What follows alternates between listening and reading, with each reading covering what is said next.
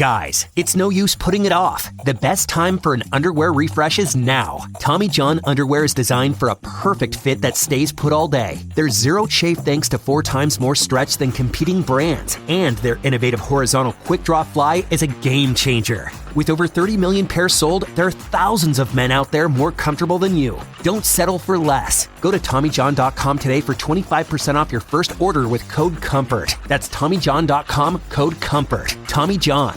Comfort perfected.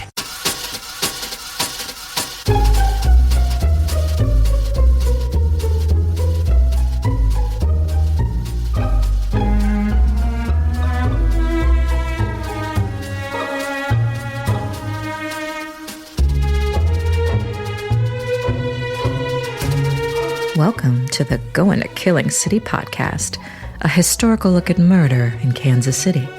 Here are your hosts, Jamie Green and Alex Greenwood. Welcome back, everyone. It is November. I can't believe we're already back at this. I feel like we were just at Scissors and Scotch a few days ago. I'm still hungover. Oh, are you? Yeah. See, there you go. But good to be here, Alex. I know that you and we're just going to say this. We are here to be a respite from the real world. We are certainly cognizant of what's going on in the real world. If you want our feelings about the real world, you can email us, killingcitypod@gmail.com. We are here to be an escape for the next hour once a month. And I certainly think that we all need escapes. So I'm just going to leave that there. But yes, if you want to know or get a good rant, feel free to email us. So with that, this month's episode is brought to you by our good friends at West Bottom's Whiskey Company. Yes. West Bottom Whiskey. They just once again won the best old fashioned in the pitch, best of Kansas City. And came in second for the Manhattan. I was there with my lovely wife just last night. I had the Manhattan and she had, of course, the old fashioned, and they were both yummy. Cool space. I know, Alex, you've been there. And enjoy it too. And this month, they want us to talk about their new American blended malt whiskey.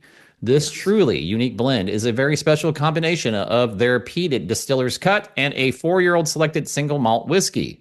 This complex whiskey will continue to surprise you as you sip. This is a blended malt whiskey is perfect intro to those exploring scotches, which you had me, with light smoke and intricate flavors. So that's what's in our drink today.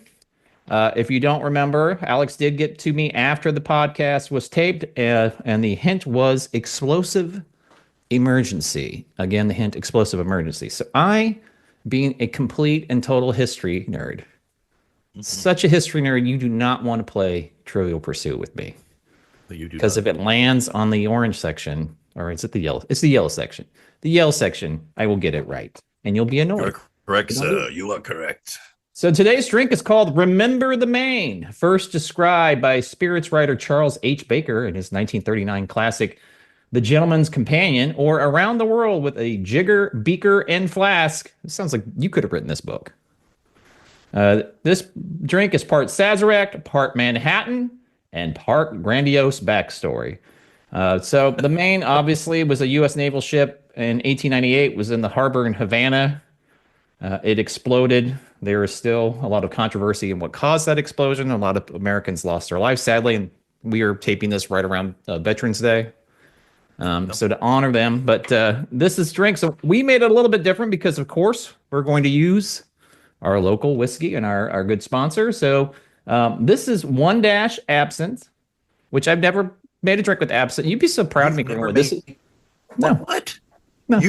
You know me. First of all, absinthe makes the heart grow fonder. You should remember that. So you have never. It's that very lovely licorice. Oh my goodness. Okay, I'll let you continue. I am so excited for you that you did this. Go ahead. Go. Yeah. I get excited. I even had to go ask the guy, where is it? Because I have no idea.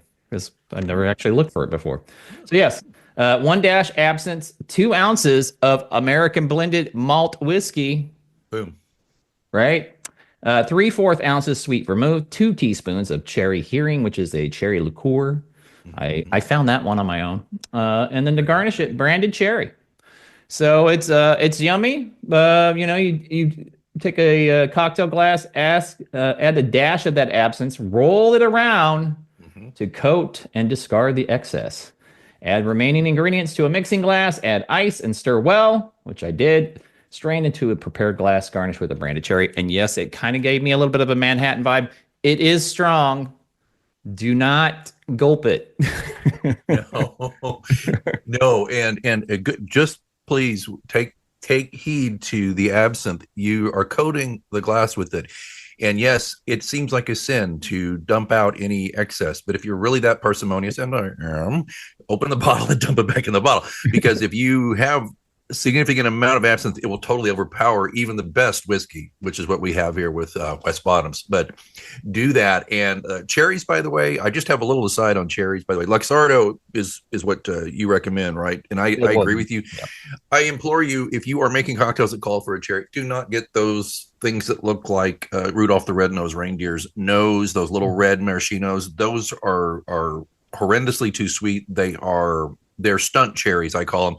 I think those are great for tiki drinks, which I used to make a ton of tiki drinks. I have my home bar is kind of a quasi fusion tiki bar, and I used to make so many tiki drinks. And then I realized I'm on the verge of diabetes, so I cannot drink tiki drinks like I used to. But I want to tell you, invest in, just like you invest in quality whiskey like West Bottoms, invest in the other things, all the things that kind of make a drink special, and that includes things like the cherries. Woodford Reserves are pretty good. Luxardo, excellent.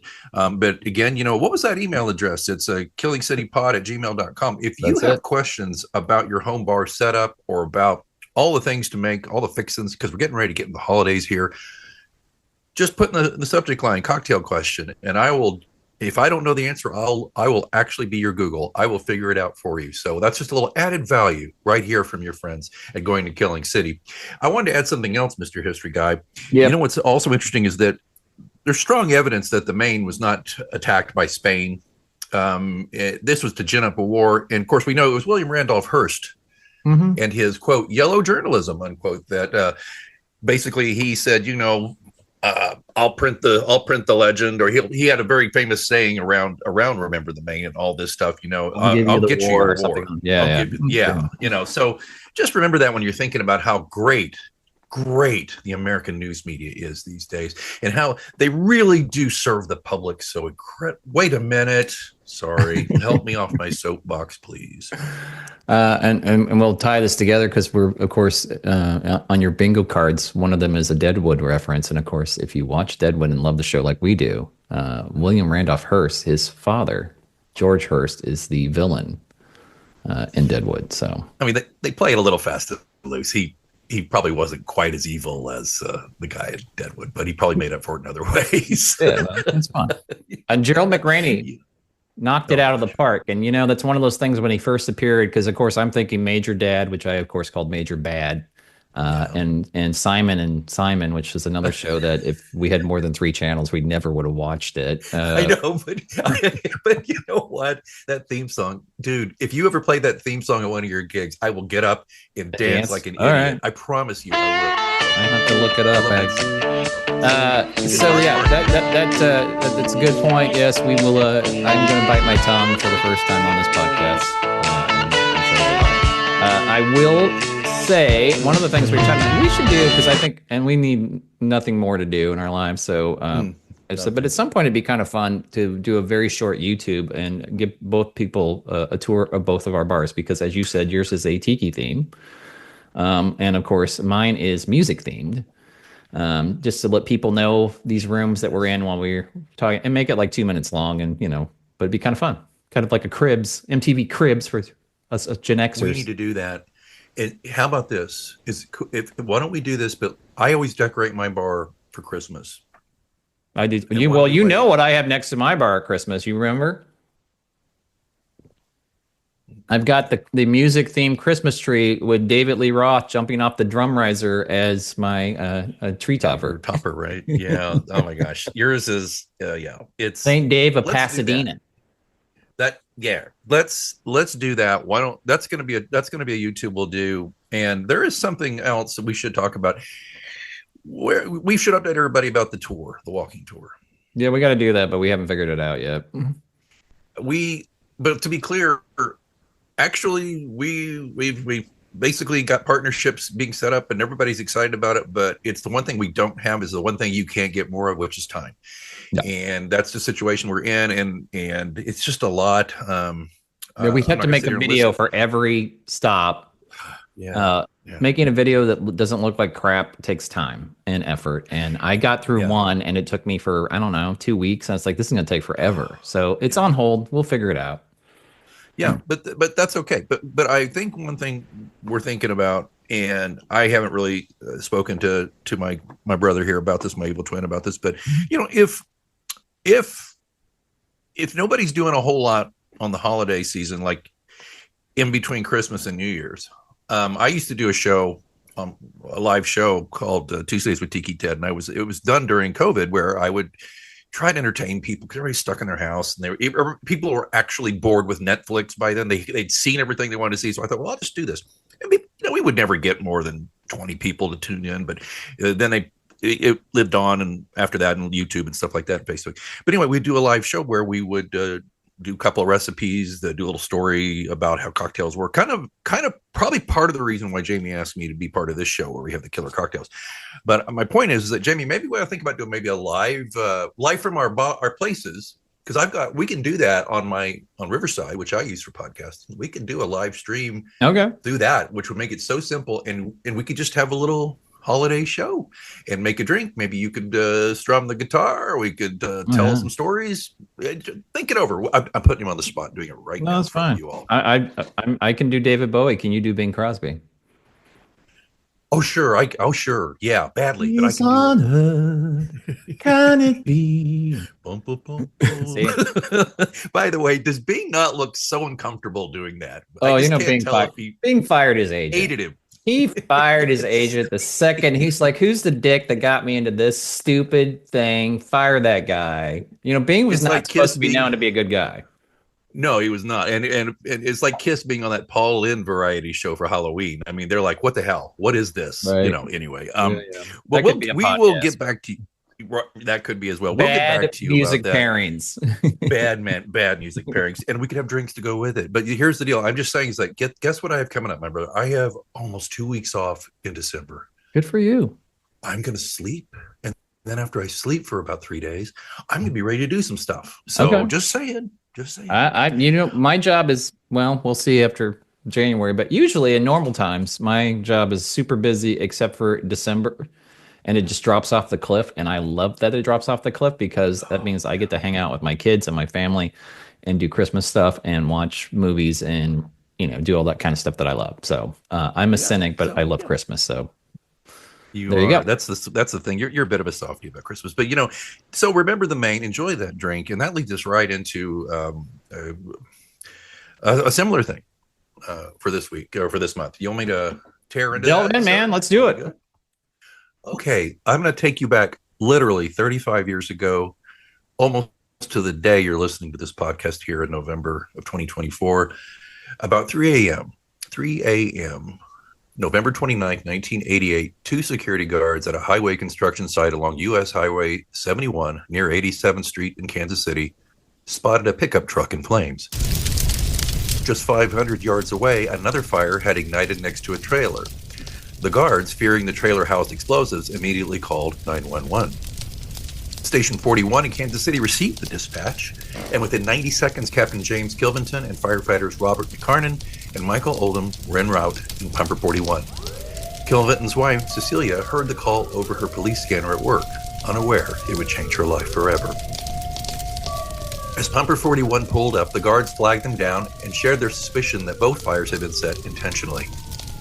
This site, sitting on a hillside just 10 miles from downtown KC, had seen its fair share of vandalism. The pickup was burning across the highway, far from the trailer fire up on the hill, a sure sign of trouble. The incident commander suspected intentionally set fires and requested law enforcement officers respond to the scene. Kilventon's crew quickly managed to contain the pickup blaze, but the trailer fire remained stubborn. Minutes later, Captain Gerald Halloran and firefighters Gene Hurd and Thomas Fry from Station 30 arrived and headed up the hill to tackle it. Pumper 41 remained with the truck fire to finish that work, and when Halloran checked the site, he noted that explosives appeared stored in clearly marked bunkers or sheds, supposedly secure, but now engulfed in flames. Just 8 minutes later, Kilvington and his crew joined the effort on the hillside. At 4:08 a.m., the battalion chief reached the scene a quarter mile from the fire. He was informed that a large cache of explosives lay in the trailer. Realizing the grave danger, he prepared to radio an alert to the two pumpers on the hill. 22 minutes after the arrival of Pumper 41 and 16 minutes after the arrival of Pumper 30, and before he could get that warning out, a massive explosion tore through the site. The blast that followed was so powerful it was felt for miles, instantly killing 6 firefighters who had rushed to the scene unaware of the lethal danger they faced. 15 companies of firefighters surged toward the scene, but safety concerns held them back from reaching their fallen colleagues for hours. Then, 40 minutes after that first deadly blast, another rocked the hillside. By morning, the worst was confirmed. All 6 firefighters, Kilvington, McCarnan, Oldham, Halloran, Hurd, and Fry, were gone. The battalion chief and his driver both suffered minor injuries when the windshield of their staff vehicle was blown in. Approximately 40 minutes after the first explosion, as I said, that second explosion occurred, and then there were several additional smaller explosions. Obviously, that's the explosives going off. The crater from the initial blast measured 80 feet in diameter and 8 feet deep. The crater from the second blast measured 100 feet in diameter and 8 feet deep. The next day, Kansas City awoke to an unfathomable tragedy that would haunt the city for decades. It left an indelible scar on the city and the families and friends and colleagues of the victims: Thomas Fry, Gerald Halloran, Luther Hurd, James Kilvington Jr., Robert McCarnan, and Michael Oldham. They became symbols of bravery and loss, but as the years passed, the city found itself haunted not just by the loss of its heroes, but by a web of unanswered questions, conflicting testimonies, and growing doubts about whether justice had truly been served. The night began with that 911 call placed by siblings Debbie and Robert Riggs, who were the security guards assigned to watch over the site. They reported that Debbie's pickup truck parked on the construction site was mysteriously set ablaze while they were out chasing, quote, prowlers, unquote. They claimed to have seen lurking nearby. After firefighters extinguished the truck fire, they noticed smoke on the hill, as I mentioned, and a blaze that would soon turn deadly. When they reached that storage trailer, that's when it erupted, ending all those lives in an instant. So for years, theories and suspicions circulated, but concrete answers remained elusive. Initially, authorities suspected labor disputes, speculating that maybe union tensions might have motivated someone to set the fires and act of intimidation, but that didn't pan out. And as the leads dried up, I mean, hell, there were even thoughts that it was the mob, or it was, well, in this town, it was right. But here we go again. It's still the 80s, so maybe it was satanic worshipers. Yeah, I think it was during the. It had to be. But the satanic panic was still going on at this time in the nation. Where, thank you, Geraldo. Anyway, those leads all dried up, and attention turned to the local Marlboro neighborhood. In 1989, 17-year-old Brian Shepard was indicted along with 4 others: his uncles Frank and Skip Shepard, friend Richard Brown, and Frank's girlfriend Darlene Edwards. Though no physical evidence connected them to the explosion, they became suspects largely because of their backgrounds. Petty crime, troubled pasts, and, again, proximity to the site. Well, the case that followed hinged on circumstantial evidence and witness testimony, specifically from 59 jailhouse informants, many with criminal records who had much to gain from cooperating. These informants claimed the 5 had boasted about setting the fire. All 5 defendants were offered plea deals with reduced sentences of 5 years if they admitted guilt, but each one declined, insisting on their innocence. Though they were convicted in 1997 and sentenced to life without parole, despite no physical evidence or eyewitnesses directly linking them to the fire. Well, then came the revelations that would put the entire investigation under scrutiny. Almost a decade later, investigative journalist Mike McGraw from the Kansas City Star unearthed evidence of possible police misconduct. Say it with me, Jamie. It's on our bingo card too. We've had this. This is probably the biggest through line, sadly, of this podcast. But witnesses reported being coerced or promised rewards in exchange for their testimony. One inmate claimed Detective David True threatened him with prosecution unless he implicated Brian Shepard. Brian's defense urged. What was the detective's last name? It was True, True. Wow. There you go. Brian's defense argued that at the time of his alleged confession to another inmate, he wasn't even in the same cell. But perhaps the most shocking detail came just a few years ago in 2021 after Shepard, released from prison due to a Supreme Court ruling on juvenile life sentences. Remember, he was 17 when this went down. Filed a civil lawsuit under the Freedom of Information Act. A judge ordered the DOJ to release unredacted documents that revealed Debbie Riggs and Donna Costanza, both security guards at the site, had been listed as persons of interest.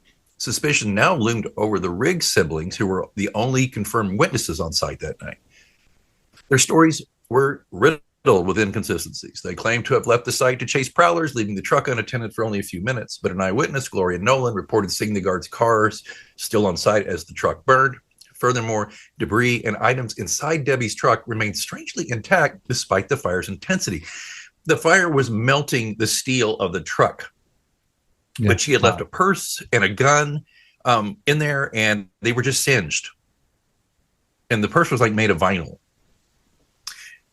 That led to some suspicions of foul play, as you may think. An anonymous caller told police that Donna was called off her shift the night before the incident, another lead that was never followed up. Adding to the murkiness, Debbie had previously admitted to orchestrating an insurance fraud scheme by asking a friend to set her car on fire. This revelation cast doubt on her account of events. Why were these details overlooked or buried for so long? Right? So my older brother's a firefighter, 35 years. He just retired a couple of years ago, and he was hazmat. And I asked him about ammonium nitrate. He says that's the scariest crap in the world. He said that was explosive power. That's what was used in Oklahoma City, correct? And I know you were there. They created basically, exactly. And it just wiped out the federal building, just a U-Haul truck or a Ryder truck full of it. But once ammonium nitrate is ignited, it's capable of creating massive craters and huge destruction.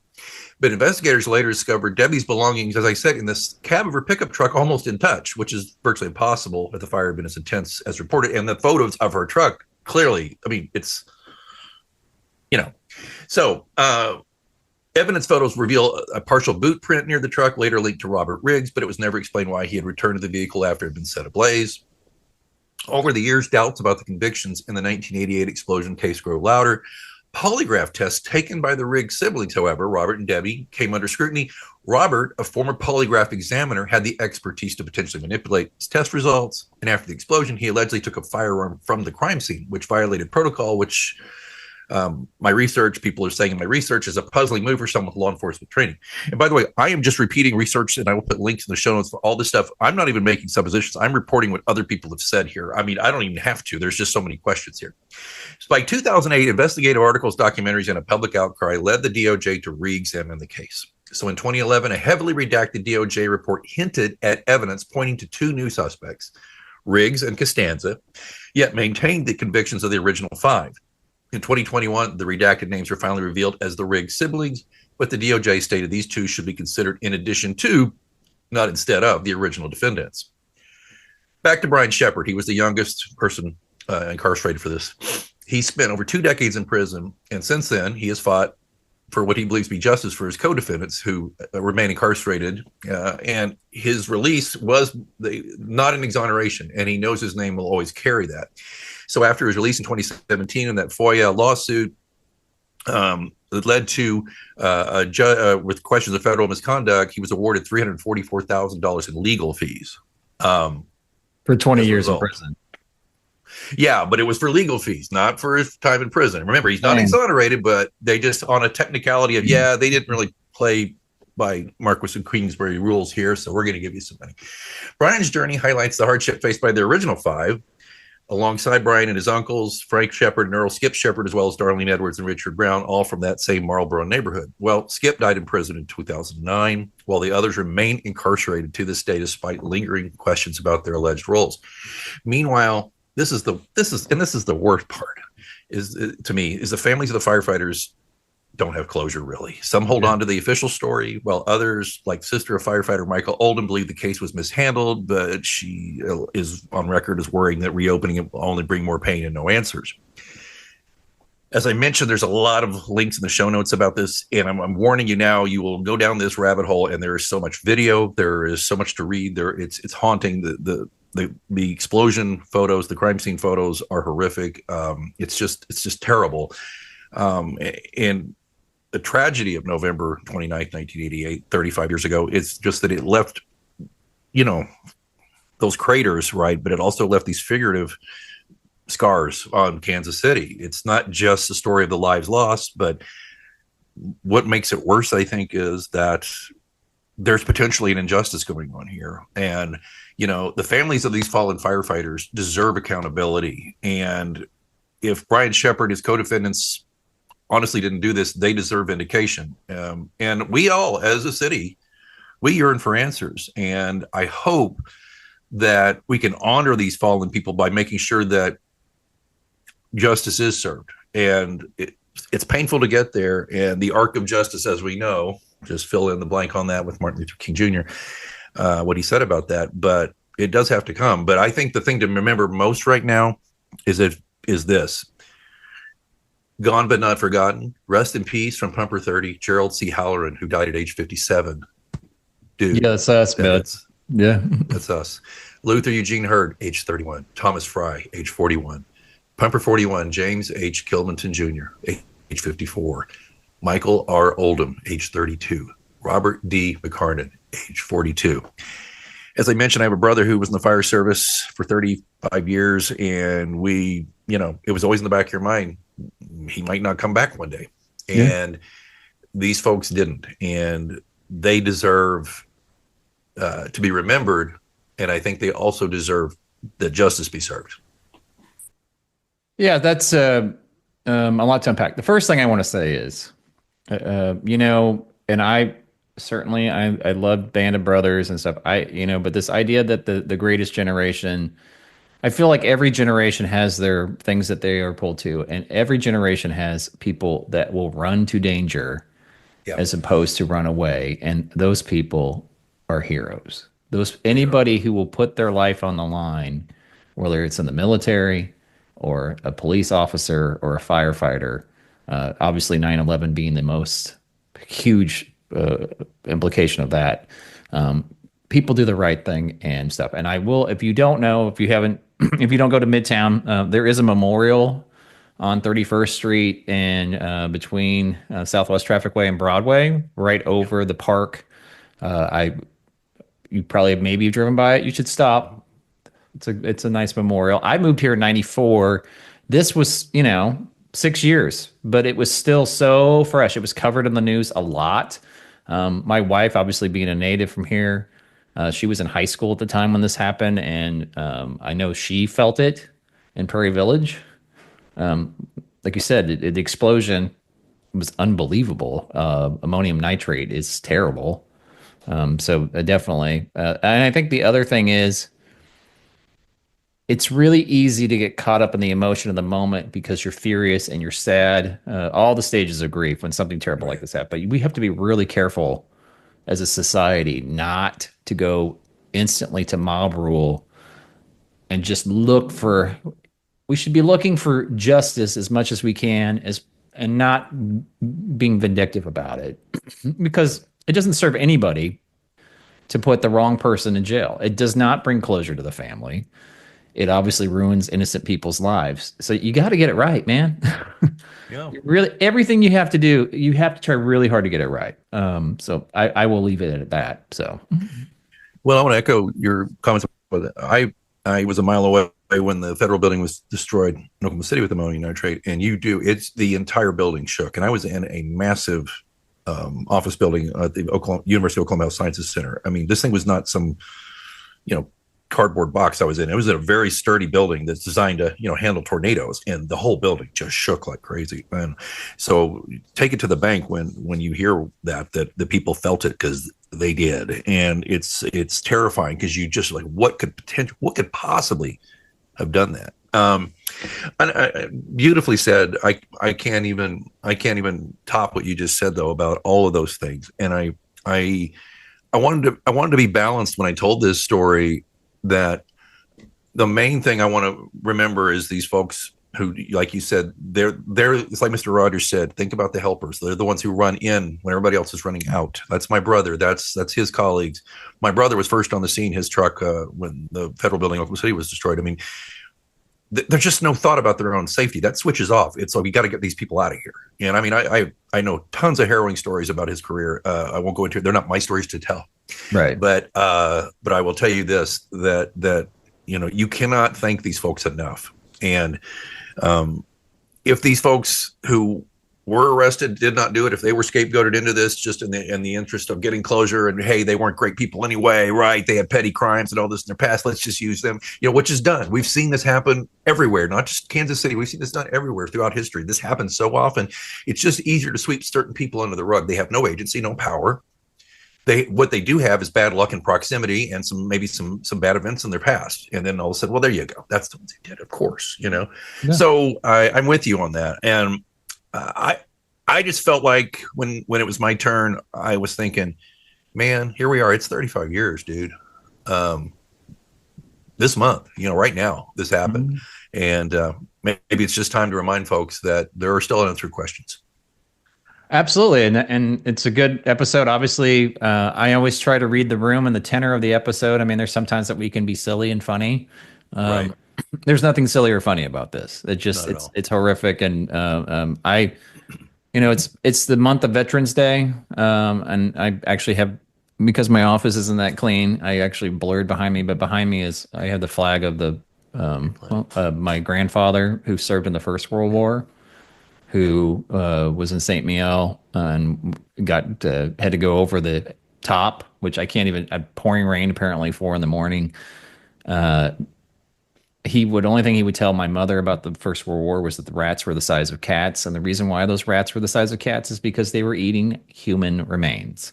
And he went over the top and was gassed by the Germans and suffered from, it was a nerve agent for the rest of his life. I have his actual book with all the members of his company. Where he knew the person personally that died. It's over 20 people. And so I guess what I'm getting at is sacrifice for the greater good, whether it's in a war or in a fire or in a police situation. The people that will do that for us are good, decent people. And we need these people. And we should honor these people. And we should thank these people for doing it. So with that, I will get off my soapbox. So lots of rooms on the soapboxes these days. Yeah. Honor them. Yeah, and let's elect leaders who will honor them too. Absolutely. I have no greater pride. My family, I think you know this, Alex, but the first member of my family to come to this country was on the Mayflower. He was an indentured servant who apparently liked to fight. So I was like, yeah, that seems about right. Why am I not surprised by that? Edward Doty, look him up. He's got a Wikipedia page. My grandma's maiden name. Edward Doty? Yeah. How do you spell that? Doty. Doty. He ain't got no alibi. He's Doty. About Doty. He's Doty. And I have the Greens. The first Green that came to this country came when James I was king of England. He came and was the second governor ever of Maryland. And I think one of the things in this, I have ancestors that fought in the Revolutionary War. I have one in the War of 1812. I had two, thank God, fighting for the North in the Civil War. One who died and of dysentery, which is how most people died in that war. People don't know that. Yeah. Both of my grandfathers in the First World War. I had, God, how many uncles in the 4 or 5 in the Second World War? My father was in the National Guard during Korea, and on and on and on. So I honor all the service of all the sacrifices. That the reason why we're sitting here quite comfortably, we've been very fortunate in this country, and we absolutely cannot lose sight of that. The people that do that for us. Yeah, I don't have a whole long list because I'm not as into. I just never got real deep into all that stuff. I do remember my grandfather though was on the USS Pennsylvania in World War II, narrowly escaping death more than once on board that battleship, and we all take it so for granted, and we live in such a cushy, comfortable society right now. Although I'm wondering if things might not start to get real anytime soon. We'll see. I just hope that we, dude, you guys like you and me, and obviously our great listeners, don't lose sight of what makes America great, which is exactly what you said. The tip of that spear are the first responders and the soldiers and the sailors and the people who put something greater than themselves out there. And they don't brag about it. No. I got a buddy who's like the coolest guy on the planet. he was in Top Gun, not the movie, the real Top Gun. Was a Marine pilot in the first Gulf War and in Kosovo, flying an F-15, having to land, getting shot at, having to do all that, and landing on aircraft carriers were not only moving forward while they're in the ocean, they're also moving up and down. I don't even know. That sounds so terrifying that you do that. And one of the things, he broke his back at some point. And so my friend, we were talking with him and said, "Hey, Puck," because they all have, like Maverick, they all have nicknames, and his is Puck. "How'd you break your back?" And all he said was Marine stuff. That was it. He wasn't going to talk about it. He wasn't going to make a big deal about it. He wasn't going to make it about him. He left it there. And isn't that refreshing? Yeah, it's yeah. Instead of just using it to try to get ahead, you did your service, man. That's fantastic. I love that story, man. Thanks for sharing that. He's a good dude. Someday, if he's in town, we'll go have drinks with him because he has good stories. Here's to you, Puck. So that's this month. Happy Thanksgiving, people. I will give you real quick. We're gonna Thanksgiving is I know it seems like, and I'm gonna sound like I'm old as hell. I'm kind of getting there, but people are just like, how many people got their Christmas lights on already? Like, turn that shit off. It's Thanksgiving's a great holiday. I love it that it's because it's not commercial. Alex likes it because what do you do with your bird? You like stick it in something, you deep fry it or something. You've got some crazy thing you do with don't you do it Thanksgiving? Oh, no, I don't. I don't know. No, dude, I smoke it. I don't deep fry. Yeah, you smoke it. There you go. I knew you did. Do I look like Junior Samples to you? I mean, come on. No, I smoke a bird, and it's a loving thing I do because it takes 2 days of prep and I go all out because it's how I show love is by cooking for people. And so, but I'm with you guys, Christmas will be there. Yeah. Try to enjoy fall before it's completely gone, and anyway, Halloween, just October was so busy for me. I couldn't really enjoy my favorite holiday very much. I should report real quick. I had a great Halloween night. Oh, you always do a great job. Oh, thank you. We had about 50, 60 kids come through. Kids just, they loved our 12-foot Scully and all this stuff we do and the spooky lights and all that. But, man, it goes so fast. Yeah. I always told my daughter this, she was going, I can't wait till Christmas. I'm like, don't wish your life away. Enjoy the days in between. Santa Claus will still be there. Yep, absolutely. Yep. So I always, you got to do Planes, Trains, and Automobile, which I still think is an underrated movie. I like Home for the Holidays. On me. Is it growing on you? On me, but I'm not gonna. I don't know. I think my problem with it all those years was because I used to travel quite a bit. I just internalized it too much. I was like, oh my god, I don't even want to think about that. But the way it all ends with John Candy's, which by the way, sorry to jump around. They cut most of John Candy's speech that goes at the end of that explains why he is the way he is. There's a clip of it you can find online where you could see almost, and that there's a documentary about Steve Martin that came out this year, and he talks about John Candy, and trust me, it's worth a watch. So absolutely. That turned me around a little bit. And I'd love to see the uncut version, wouldn't you? Because apparently it's like 3.5 hours. Because there's all these things like, it's not a spoiler. This movie came out in the 80s. If you haven't seen it yet. Yeah, tough on you. But like, wait. Here, if you haven't seen it, stop here and then fast forward about a minute. Okay, go ahead. I was just gonna say, there, we did our job. John Candy comes out of the truck toward the end, and he has a black eye, and you're like, why does he have a black eye? Well, they cut that scene out. Why is a black eye? Why would they be so close to Chicago but then end up in Wisconsin? That's actually explained too in the unedited version. But then we don't know why they went past Chicago and went up to Wisconsin, because that's where Michael McKean's scene where he pulls them over. You remember that? Oh my gosh, yeah, barely. I forgot he was even in it. Yep. Yeah. So that's things too. So check that out. Are you ready for your hint for December? I am ready. This is the big moment here. I am ready. All right. Oh, Christmas spree. Once again. Oh, Christmas spree. Oh my gosh. Well, I can tell this one is going to be a joyous good time next month. It's so hard to walk that balance because it's like, well, we got to acknowledge the holidays, but we are a murder podcast. So at some point, you just got to just be like, okay, it is what it is. But it's interesting. In fact, not to give too much away, but a very little teaser. Yeah. It is reminiscent. There is some parallels with your Liberty Bank stuff. Oh yeah. But the interesting thing is, we all know about that, right? That's part of the lore of this town, and certainly, I had never heard this story, and I don't think most people have. And I think people were going to be like, "That what? This happened?" So anyway, it's a good one. Stay tuned. I'm looking forward to it. And by the way, I've got one last thing. I'm so sorry. I've got some viewer mail. Oh, I love viewer mail. Let's go. Okay, and this comes from Chris out of Sedalia, who loves the show, and he was suggesting, this is from a while back, and I had a note to myself to remind myself to mention that for this month. He'd sent it to us, and because of the way it's a cocktail suggestion, and it just wouldn't work with what our theme, But I think when he goes out of his way to send me a recipe, so two things, Chris. Thank you for listening in Sedalia. Thank you so much. And he listens to us on his drive to and from work. So I'm glad you do that. And hello. Are you surprised, Chris, to hear your name?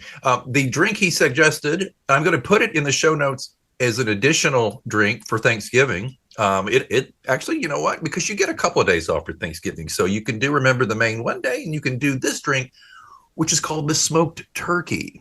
Love it. And it is one of two. Chris says he's a huge Disney fan, and this is there's a website called the Disney Cocktailer, and it's home of the happiest hour on earth, which is clever. And anyway, Chris said to check it out, and I'll just tell you real quick. There's a lot of ingredients, but basically it's grenadine, hickory smoked syrup, some Odwalla lemonade. There's bourbon there, and they recommend a bourbon, but guess what? I imagine our friends at West Bottoms could help you out with that. And there's also a cherry bourbon, and if West Bottoms doesn't have one of those, there's Red Stag, and then of course there's our Luxardo Gourmet Maraschino cherries. It's really easy to make. I've had one; they're delightful. And Chris, I just want to thank you so much for listening and for taking the time to send us this drink. And just understand that it wasn't our featured killer cocktail simply because it didn't quite. Well, knowing the subject from today, having a smoked turkey, that might have been a little, so I just couldn't do that. But we wanted to share the love and tell everybody this. I mean this. I've had this drink. It's worth drinking. Do it. Hey, we love hearing from people. Yes. So send us a note. I love it. I love that we were entertaining Chris in the car. And Alex, you can speak to how important it is on a long ride to have something to keep you entertained, because you do this all. Yes.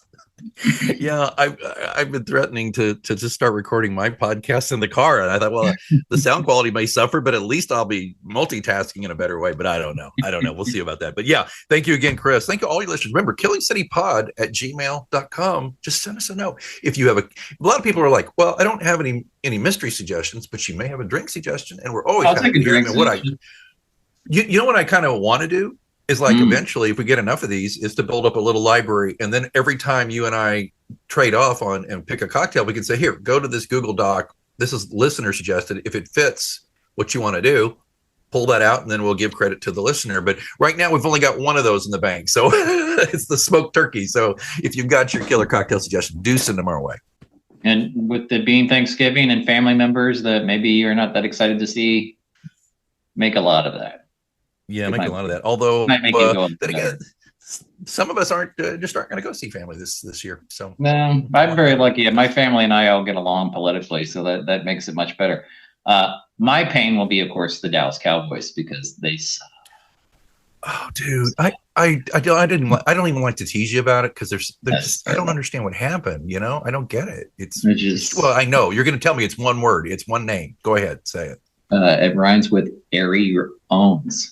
It rhymes with 3 ounce. That guy's God, he's terrible. I'm feeling good about our undefeated Chiefs, by the way, and I think most of our listeners who are Chiefs fans are right there with me. And what's going to be funny is when and if we do finally lose a game, this guy will fall. We don't lose a game, terrible after all. Yeah, I mean, come on. What I'm getting tired of is every game now since about the 6th win, it's like trap game. It's like, no, it's not. It's a game. We'll win or we'll lose. We're gonna go to the playoffs. There's just no way. We'd have to lose out completely you're going to the at this point. I've actually kind of real quick before, and I'm obviously an agnostic. We've talked about this. I'm happy when the Chiefs win. My wife's happy, so that makes me happy. Yes. But as just a football fan, I'm enjoying that. Finally, you've got some guys in the AFC West that are making their teams better. Yeah. Because division games are always the best. I mean, division games, no matter what division your football team, those are the ones you love because they're the rivalry games and there's all the history and stuff. So having Denver actually have a pulse again, and I'm not a big Sean Payton fan. I think he's a dick. I can't stand that man. But he's a good coach. He is. He's good. Yeah, he pays those bounties on time. He's a great coach. Right. And then, of course, Jim Harbaugh, who is insane, but he's also a good coach. So it's to me, and the Raiders are just going to be terrible forever. The Raiders are kind of like the Cowboys. As long as that ownership has it, it's just not going anywhere. So, in fact, I always, and then we're really going to wrap up. Every once in a while, I see Raiders fans in Kansas City, and I'm like, why would you be a Raiders fan here? I mean, first of all, that just seems like you're kind of being a jerk just to kind of annoy people. And second, your team, it's terrible. Like, I get if you're from Oakland or Los Angeles or now Las Vegas, be a fan. But not here? Why? Yeah, I don't know. But we have Patrick Mahomes has more wins in in Vegas Stadium than all but Derek Carr, I think, right? Out of all, I think so. I know that Andy Reid has more than what's his bucket, the coach of the Raiders right now. Oh yeah. Oh, absolutely. Absolutely. That's crazy. That's great. And by the way, last thing on that, I'll just say this then. Why is it that Andy Reid, particularly when everybody's the first to jump in and say Chiefs talent is, they're kind of washed and look at this. Why isn't Andy Reid, undefeated coach, even in the conversation for coach of the year? Why not? Why not? He's not in the conversation. Makes sense to me. Rebuilding team is really hard to do. Keeping it for part of that too. God, all of our female listeners that aren't football fans are just dropping the place. Part of it too is you got to keep your team motivated and up. The Chiefs have played a ton of games. Yeah, I mean a ton of games. Most teams haven't played nearly that many games. And trying to keep the focus that long—that's remarkable. That's remarkable. There are very few coaches that can do that. So, like him or dislike him, Andy Reid's a great coach. He is. And, pulling in D-Hop, I mean, and just like next man up mentality for real. And like getting Kareem Hunt, second chances, the whole thing. I don't want to get into their personal lives. What he did was despicable, but my God, can we forgive him? And apparently we have, or most people have. As long as he keeps scoring touchdowns. Well, everybody loves a good redemption story. What he did was, it is actually. He starts sucking and fumbling, you'll be like, hate that guy, get him out of here. Hate that guy. You know what? Why was he ever here? But it's a thing to remember too, folks. It is a game, but sometimes it's the games and the podcast that can take your mind off of the real life that is too much of a horror show to contemplate. And I'll leave. All right, we're gonna put Alex and I are gonna. We're going to get together. We're going to talk about having our live show in December where we feature our home bars and the holidays, and please join us for that. We will be back on December 15th. Hugs to the world. And we hang in there, people. God bless everybody. Be good. Yep. See you next time.